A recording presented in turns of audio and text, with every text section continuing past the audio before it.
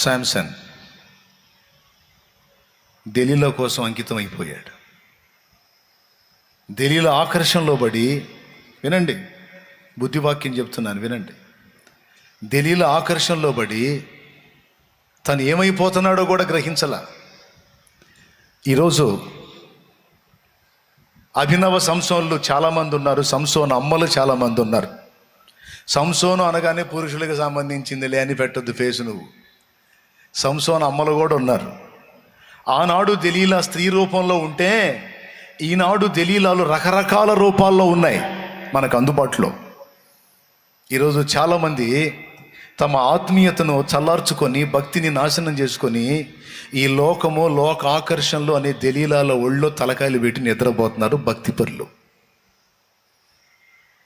ఒక్కొక్కళ్ళకి ఒక్కొక్క టైపు దెలీలా ఉంది, ఒక్కొక్కళ్ళకి ఒక దెలీలా ఉంది, ఒక్కొక్కళ్ళకి 2 దెలీలాలు ఉన్నాయి, 3 దెలీలాలు ఉన్నాయి, 4 దెలీలాలు ఉన్నాయి. ఆ దెలీలాలు ఏమేమి ఉన్నాయో ఎవరెవరికి ఏమేమి ఉన్నాయో మీకే తెలుసు. ఆనాటి సంసోనికి ఒక దెలీలానే.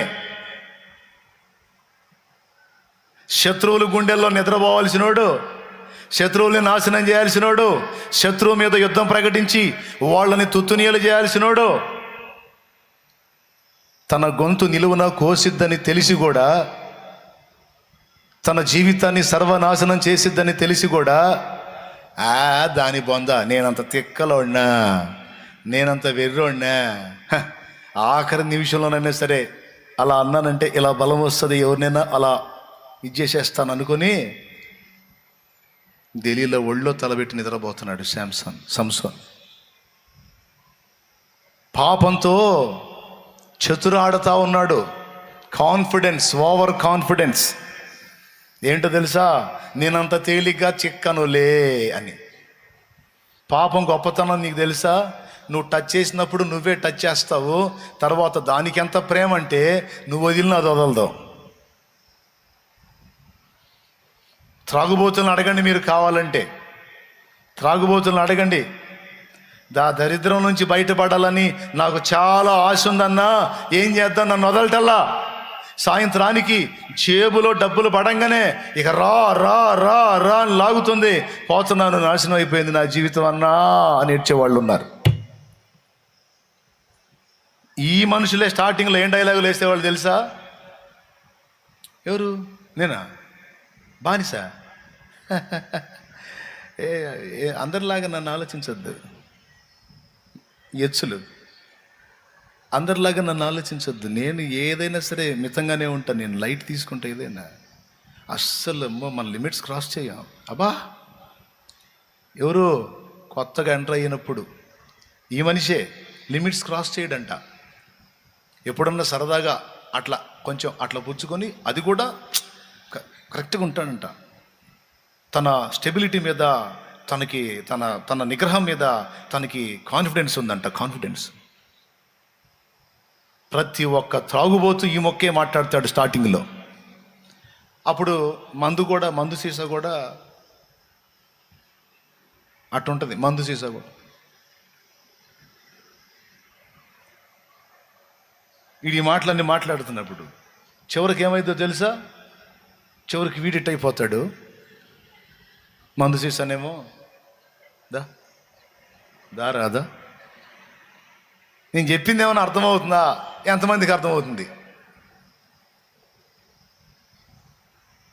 దీనికి చక్కని ఎగ్జాంపుల్, ఎన్నిసార్లు చెప్పినా నవ్వు పుట్టించే ఎగ్జాంపుల్ ఉంది. పైన వరదలు పడి లోతట్టు ప్రాంతాలకు నీళ్లు కొట్టుకొని వస్తుంటే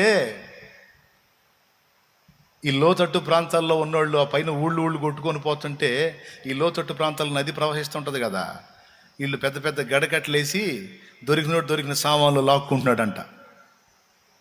ఒక్కొక్కటికి మంచి మంచి పెట్టెలు, మంచి మంచి సామాను, మంచి మంచి పాత్రలు అవన్నీ వస్తున్నాయి. ఎవడి సరుకును వాడు లాక్కి ఒప్పేసుకుంటున్నాడు.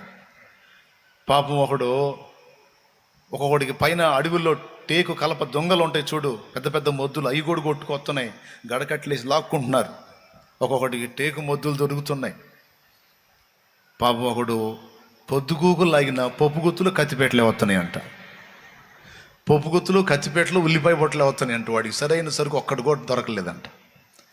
వాడి కడుపులో మండిపోతుంది. ఎందుకంటే నేను ఎంతసేపు లాగినా ఏ వత్తని సరైనది ఒకటి రావట్లేదని చూస్తూ ఉంటే నల్లటి మూట ఒకటి కొట్టుకుంటూ వస్తుందంట నీళ్ళల్లో. కొట్టుకుంటూ వస్తుంటే ఇక లాభం లేదని గడగట్టాడు పడేసి సొక్క ఓడదీసి ఏదో మొల మీద కొద్దిపాటి వస్త్రంతో ఎగిరి దూకాడంట నీళ్ళలోకి. ఈతగాడే, గజ ఈతగాడు, నడి ఏట్లోకి ఈదాడు. వాళ్ళు అంటారు ఒడ్డునున్నోళ్ళు, రేయ్ అరే వచ్చిన ఏదో ఊరకొచ్చినీరా, వచ్చిన ఏదో లాక్కొని తృప్తి చెందక ఏందిరా ఏట్లోకి దూకావంటే ఉన్నాడు రా, మీరు ఇంతంత లావి లాగితే నేను సరైనది ఒక్కటన్నా తెచ్చుకోవద్దు అని ఆ మూట నడేట్లో కొట్టుకొని వస్తుంటే ఈయన సగం ఏటికి ఈదాడు. ఈది కరెక్ట్గా అది వస్తా సరిగ్గా ఎదురు రాగానే అలా పట్టేసుకున్నాడు ఆ మూటని. ఆ మూట ఏం చేసిందో తెలుసా? ఈడెప్పుడైతే దాన్ని అలా పట్టేసుకున్నాడో అది ఎలా తిరిగి ఈయన్ని అలా పట్టేసుకుంది. విషయం ఏంటంటే అది మూట కాదు, బతికున్న ఒక ఎలుగుబంటి. అది దాని సోప ఏందో తెలుసా? ఆ వరదల దెబ్బకి దానికి కూడా ఎక్కడ ఆధారం దొరక్క ఊపిరి బిగబట్టుకొని వస్తుంది. ఫుట్బాల్ కానీ నీళ్ళలో తేలినట్టు వస్తుంది. ఈడి చేతులు తగిలేసరికి దానికి ఏమనిపించింది, ఏ చెట్టు కొమ్మో ఏదో దొరికిందిరా బాబోయ్ నాకని అది టప్పిమని తిరిగి అలా పట్టేసుకుంది ఈయన్ని. ఇక ఎలుగుబంటి పట్టు అంటే మామూలు పట్ట కాదండి, ఎలుగుబంటి పట్టు అంటే మామూలు పట్ట. ఇంకేడ కొడతాడు ఈడు ఈత? పట్టింది గట్టిగా, ఊపిరాడకుండా పట్టింది. ఇక మునుగుతున్నాడు లెగుస్తున్నాడు. ఒడ్డునోళ్ళు అంటారు, ఒడ్డునున్నోళ్ళు, రేయ్ ఏందిరా అది, ఏంది బరువుగా ఉందా ఏందిరా, అంతసేటు బరువు ఉంటే ఎందుకురా, వదిలేసి రారోయ్ అంటారు వీళ్ళు ఒడ్డునోళ్ళు. వాడంటాడు ఖాళీ చేతులు చూపించి, నేనెప్పుడో వదిలే, అది వదలటలా నన్ను. పాపం మీద చెయ్యి వేసినంత వరకే నీ పని. చెయ్యి వేసిన తర్వాత ఇక నిన్ను పట్టి పీడించి నిన్ను నాశనం చేసే పని ఇక దాంది. ప్రియులారా, ఫ్రెండ్స్ పిలిచారని, బంధువులు కోరారని, ఇరుగు పొరుగులు సహవాసానికి పిలిచారని, ఎవరో ఏదో ఆశించారని, ఎవరి కోసం వ్యసనాలకు అలవాటు పడుతున్నావు? ఎవరి స్నేహం కోరి వెళ్ళి లోకంలో కలుస్తున్నావు? చివరికి ఏమవుతావు? జీవం గల దేవుల్లో నుండి శపించబడినటువంటి అనుభవాల్లోనికి దిగజారి వెళ్ళిపోతే నువ్వు ఎవరి చేతికి చిక్కుతావు? యెరూషలేము నుండి యెరికోకు వెళ్ళే మార్గంలో వాడు దొంగల చేతికి చిక్కినట్టు నీ బతుకు దురాత్మల చేతికి చిక్కింది కదా. రెండో సంగతి చెప్తున్నాను. ఫ్రెండ్స్ అని, స్నేహితురాళ్ళని, ఇరుగు పొరుగులని, బంధువులని, చుట్టాలని, వాళ్ళని వీళ్ళని గౌరవించి వాళ్ళ కోసం వీళ్ళ కోసం పోయి లోకంలో కలుస్తున్నావా? లోక స్నేహంలో, లోక సహవాసంలో కలిసేటప్పుడు ఎంత కాన్ఫిడెన్స్! సంసోనుకున్న కాన్ఫిడెన్స్ ఆఫ్టర్ ఆల్ తెలియలా. ఒక ఆడది 1000 ఏనుగుల బలం కలిగిన వాడిని నేను, పరిశుద్ధాత్మాభిషిక్తుడిని నేను. ఆఫ్టర్ ఆల్ ఒక ఆడది ఏం చేసిద్ది? నన్ను ఏం చేసిద్ది? గుండు చేసిద్ది, అంతే, ఏం చేయదు. అందరూ ఆడవాళ్ళు కాదులేండి, ఇక్కడ ఆడవాళ్ళను కూడా గుండు చేసే దలీలాలు ఉన్నాయి, ఆడవాళ్ళు కూడా ఉన్నాయి. ఇక్కడ పురుషులు స్త్రీలు అన్న భేదం లేదు. ఒక్కొక్కళ్ళకి ఒక దలీలా ఉంది, 2 దలీలాలు ఉన్నాయి, 3 దలీలాలు, రకరకాల దలీలాలు ఉన్నాయి. ఈరోజు వాటి చేతుల్లో బందీలు అయిపోయి విల్లలాడి భక్తి సాధన పోగొట్టుకున్న ఆత్మీయులు చాలామంది ఉన్నారు. మొదట ఆత్మానుసారంగా మొదలుపెట్టి ఇప్పుడు శరీరానుసారులు అయ్యారు. ఒకప్పుడు ప్రార్థన చాలా ఇష్టమైనదిగా ఉంది, ఈరోజు ప్రార్థనా జీవితమే నాశనం అయిపోయింది. ఒకప్పుడు వాక్యాన్ని పిచ్చిగా ప్రేమించి అహోరాత్రాలు వాక్యాన్ని ధ్యానించి వాక్యాన్ని నెమరు వేసిన అనుభవాలు పోయి ఈరోజు వాక్యం అంటేనే వెగటైపోయింది. విను, వాక్యం అంటేనే వెగటైపోయింది. ఈరోజు సెల్ ఫోన్ వచ్చేసింది. సెల్ ఫోన్ ఇన్స్టాలో రీల్స్ ఏం లేదు. ఇప్పుడు షార్ట్ ఫిలిమ్స్, చాలా షార్ట్ చిన్న షార్ట్లు వస్తున్నాయి. అట్లా ఓపెన్ చేస్తే చాలు ఇక వెళ్ళిపోతూ ఉంటుంది, చక్రం తిరిగినట్టే. ఇక నీ కళ్ళు పక్కగా తిరగవు, ఒక్కొక్కటి చూసుకుంటూ వెళ్ళిపోతూ ఉంటుంది. కాలం ఖర్చు అయిపోతుంది. భక్తి నాశనం అయిపోతుంది, లోకం చేరువైపోతుంది. ఈరోజు ఒక్కొక్కళ్ళని ఒక్కొక్క టైపు దెలీలా పట్టి పీడిస్తూ ఉంది. కొంతమందికి లోకాకర్షణలో, లోకాపేక్షలో, లోక సంబంధమైన వాటిలో మునిగి తేలటం. ఎవరెవరు ఎన్ని రకాల వాటిలో చిక్కుబడిపోయారో నాకు తెలియదు. కొంతమంది అశ్లీల చిత్రాలకు అలవాటు పడిపోయారు, బూతు చిత్రాలకు అలవాటు పడిపోయారు. కొంతమంది ఇవే సెల్ ఫోన్స్ ఉపయోగించి అక్రమ సంబంధాలను ఏర్పరచుకొని నాశనం చేసుకుంటున్నారు కుటుంబాలు, కాపురాలు. ఏమండి, ఎంతమందికి అర్థమవుతుంది? ఏమర్థమవుతుంది? దెలీలాల సంగతి. దెలీలా కోసం తన బతుకును నాశనం చేసుకున్నాడు సంసోన్. కారణ జన్ముడు ఫిలిస్తీయుల చేతుల్లో నుంచి దేవుని ప్రజల్ని కాపాడటం కోసం దేవుడు పుట్టించినటువంటి యోధుడు. ఈరోజు ఏమైపోయాడు అంటే, దెలీలా ఒళ్ళో తలబెట్టి నిద్రపోతున్నాడు. సంఘమా, లోకములో నుంచి దేవుడు నిన్ను ప్రత్యేకించుకున్నాడు. దేవుని బిడ్డ, సహోదరుడా, సహోదరి, లోకములో నుండి దేవుడు నిన్ను ప్రత్యేకించుకున్నాడు. నిన్ను తన రక్తముతో కడిగాడు. తన పరిశుద్ధ రక్తంతో కడిగి నిన్ను నూతన పరిచాడు. క్రొత్త తైలముతో నిన్నంటాడు. పరిశుద్ధాత్మ అభిషేకము నీకు ఇచ్చాడు. నువ్వు లోకాన్ని వెలిగిస్తావని ఆశపడితే ఈరోజు అదే లోకం కోసం నువ్వు పరిగెత్తుతూ డబ్బు వ్యామోహంలో కొందరు, నేత్రాశ పాపంలో కొందరు, శరీర ఆశలు తీర్చుకునే పాపంలో కొందరు, జీవపు డంబాల్లో కొందరు మునిగిపోతే పరిశుద్ధాత్మ ఎంత దుఃఖపడుతున్నాడో మనం ఆలోచించాలి. ప్రియులారా, ఎవరి కోసం, దేనికోసం? ఈరోజు చాలా వరకు కొంతమంది ఆత్మీయుల మైండ్ ఎలా మారిపోయిందో తెలుసా? డబ్బు. ఆఖరికి దేవుని పని చేసినా కూడా నాకేంటి? ఒకప్పుడు దేవుని పని చేసి నా ధన్యత, నా భాగ్యం, నేను దేవుని పని చేయడానికి ఒకరోజు నాకు అవకాశం దొరికిందని ఆనందపడిన వాళ్ళు ఈరోజు దేవుని పని చేసి కూడా డబ్బు. ఆఖరికి దేవుని సన్నిధికి వచ్చి దేవునికి భక్తి చేస్తున్నా కూడా డబ్బు కోసమే. నన్ను ఆశీర్వదించు, నాకు డబ్బు ఇవ్వు. నన్ను ఆశీర్వదించు, నాకు డబ్బు ఇవ్వు. భక్తి కూడా డబ్బు కోసమే. ఒక్కొక్కళ్ళు ఒక్కొక్క విధమైనటువంటి దానిలో ఉచ్చుల్లో చిక్కుబడిపోయారు. జీవపు డంబాల్లో కొంతమంది పడిపోయారు. కానీ భక్తి జీవిత ఆరంభంలో అవన్నీ లేవండి. అవన్నీ లేవు. దేవుడు చాలనుకున్నావు, స్టార్టింగ్లో దేవుడు చాలనుకున్నావు, పరిశుద్ధాత్మ చాలనుకున్నావు, యేసయ్య చాలనుకున్నావు, ఆయనతో సహజీవనం చాలనుకున్నావు. ఈరోజు ఆయన్ని పక్కన పెట్టి ఇక మిగిలినవన్నీ చేతబట్టాం. ఒకప్పుడు సినిమాలు చూడటానికి ఇష్టపడలా, ఈరోజు సినిమాల పిచ్చి అయిపోయింది. పగలు రాత్రి అయితే ఒకప్పుడు పక్కింటో టీవీ పెట్టుకొని వాళ్ళు సినిమా చూస్తుంటే ఇటు పక్క ఏడ్చి ప్రార్థన చేశావు నీ ఇంట్లో, ప్రభా చూడయ్యా టైంని ఎలా పాడు చేసుకుంటున్నారో, లోకం ఎలా అయిపోతుందో చూడయ్యా, వాళ్ళ కళ్ళు తెరువయ్యా, వాళ్ళ కుటుంబంలో సమాధానం లేదయ్యా, అయినా వాళ్ళ ఇంట్లో చూడయ్యా రోజు, అయ్యో దేవా వాళ్ళ కళ్ళు తెరువని ఏడ్చావు. ఈరోజు నీ ఇంట్లో రోజు అది మోగుతుంది. ఒకప్పుడు పక్కిళ్లలోంచి పనికి మళ్ళీ పాటలు వినపడతా ఉంటే దేవా వాళ్ళని మార్చయ్యా అన్నావు. ఈరోజు నీ ఇల్లు అలాగ అయిపోయింది. ఈరోజు పాపానికి నీ ఇల్లు నిలయంగా మారిపోయింది. నీతిమంతుల గుడారం లాగానే నీ గుడారం ఉందా? పరిశుద్ధుల గుడారం లాగానే నీ గుడారం, నా గుడారం ఉందా? అట్లయితే అందులోంచి ఏం వినపడతాయి? నీతిమంతుల గుడారాలలో వినబడుచున్నది రక్షణ సంగీత సునాదము.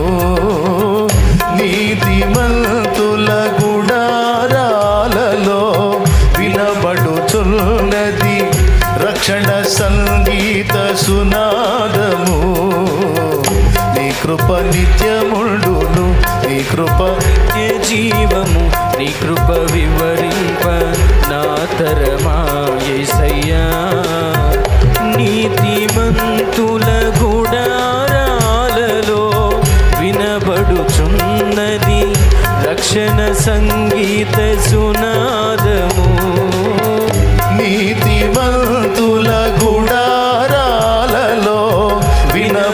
వినబడుచున్నది రక్షణ సంగీత సునాదము. నీ కృప నిత్యముండును, నీ కృప నిత్య జీవము, నీ కృప వివరింప నా తరమా యేసయ్యా. ఎంతమందికి అర్థమవుతుంది నేను చెప్పేది? ఈరోజు నీ గుడారంలో ఏం మోగుతుంది? నీ దేహం అనే గుడారంలో ఏం మోగుతుంది? నీ నట్టింటో ఏం మోగుతుంది? ఒకప్పుడున్న ఆత్మీయత ఇప్పుడు ఉందా? ఒకప్పుడున్న ప్రార్థన, ఉపవాసాలు, వాక్య ధ్యానం, రాత్రులు మేల్కొని దేవుని సన్నిధిలో గోజాడటం, ఏకాంత ప్రార్థనలు, పరిశుద్ధాత్మ అభిషేకము, దేవుని దర్శనాలు ఈరోజు ఉన్నాయా నీకు? అబద్ధాలు ఆడకుండా చెప్పండి. జారిపోయాను అన్నోళ్ళు చేతులు ఎత్తండి. అవన్నీ మారిపోయినాయి అన్న, జారిపోయాను అన్నోళ్ళు చేతులు ఎత్తండి. సరిగా ఎత్తండి, కదిలించండి, ఇటు కదిలించండి. మరి అనవసరంగా మాట్లాడతాడా దేవుడు? అనవసరంగా ఎత్తుతాడా ఈ ఊసు? నీ స్థితిని ఎరిగే మాట్లాడుతున్నాడు. నేత్రాశలోనో శరీరాశల్లోనో జీవపు డంబాల్లోనో పడిపోయి వాటి కోసం, దెలీలా ఒడి కోసం తన దర్శనాన్ని, గురిని, బాధ్యతను కోల్పోయిన సంసోను వలె ఈరోజు మన ఆత్మీయ జీవితం ఏడిసింది, తగలబడింది. సిగ్గు తెచ్చుకోవాలి, అందరం కూడా పశ్చాత్తాపడాలి, మారు మనసు పొందాలి. రాకడ దినం సమీపమైంది. ప్రపంచ పరిస్థితులు ఒకటొకటిగా మారటం మొదలుపెట్టాయి. అంతా కలిసి ఇంకా కొన్ని సంవత్సరాల్లో చాలా మార్పులు మీరు చూస్తారు. ఈరోజు లోకం నాగరికత పేరుతో విచ్చలవిడి విశృంఖలత్వానికి గురైపోయింది. ఇంకా రాబోతున్న రోజుల్లో ఇంకా పెరుగుతాయి. చివరికి ఎలా అయిందంటే, లోతు దినములలో ఎలాగుండెనో మనుష్య కుమారుని రాకడ దినములలో అలాగుండనన్నాడు. నోవహు దినములలో ఎలాగుండెనో మనుష్య కుమారుని రాకడ దినములలో అలాగుండునన్నాడు.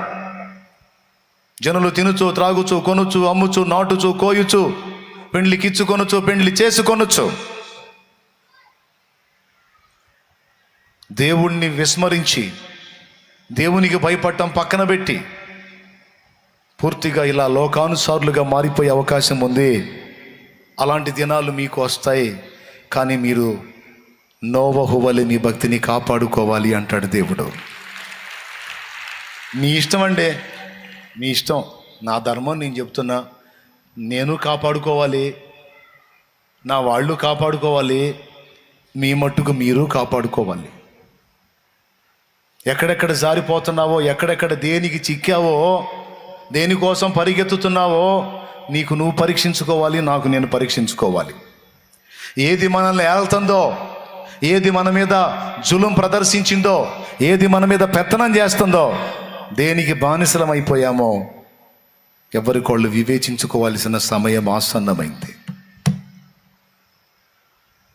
మీకు మనసుంటే ఉదయకాలం మాట్లాడిన అంశం కూడా ఇంటికి పోయినాక ఓ మొద్దు తిని కాసేపు నిద్రపోయి లేచి అయినా సరే నేను ఉదయకాలం చెప్పిన అంశం కూడా వినండి. భక్తికి రేపబడతారు, పురికొల్పబడతారు.